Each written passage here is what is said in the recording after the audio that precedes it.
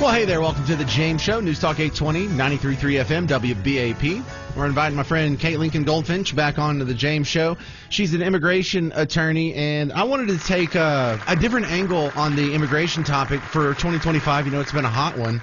Kate, what advice do you have for business owners, probably small business owners, who are relying on immigrants for employees, legal or illegal? What advice do you have for them in this new Trump regime? Well, just like immigrants, people who employ immigrants need to be educated, informed, and prepared about what the rules are, what their rights are, what do they do if they get targeted, are the I-9s up to date, or do we know how to respond if there's an on-site raid, do we have counsel, ready to go on retainers so that if ICE shows up, we know who we're going to call.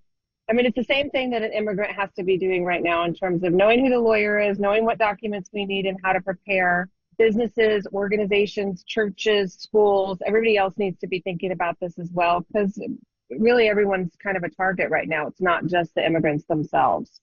Well, if you do have a small business that employs immigrants, is there anything you can do to lessen the likelihood of a raid? It's not easy to know who gets targeted for raids or why. Certainly people who are in sanctuary cities right now are at more risk. The big ones are Denver, Chicago, Boston, New York, Los Angeles.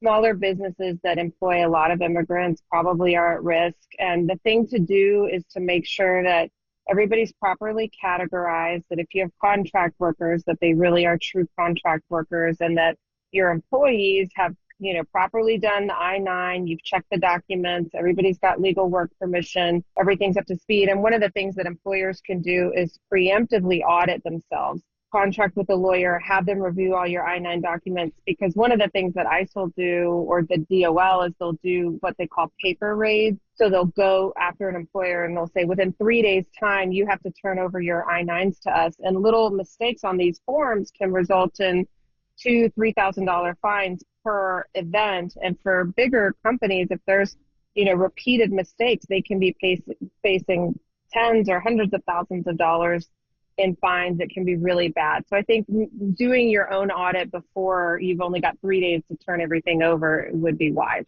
Is that something you do at Lincoln-Goldfinch Law? Oh, you betcha. We certainly do. All right. So how long does an audit take? Well, if you have a good HR professional or a good lawyer, I mean, it really depends on the size of the team. But each document needs to be gone through and check the signature, check the date it was completed, are all of the boxes completed right. So, I mean, it really depends, but a good one for a smaller team could take several days at least. Okay, so you've been raided. Now what? What would you recommend as an immigration attorney, Kate? Definitely get a lawyer. Don't turn anything over before you have to. So they give you the full 3 days. If they show up on site, you don't have to turn anything over right then and there if this is a paper raid. They're going to give you a document saying you have to turn things over in 3 days. So wait that time, contact a lawyer, do as much auditing as you can before you turn things over.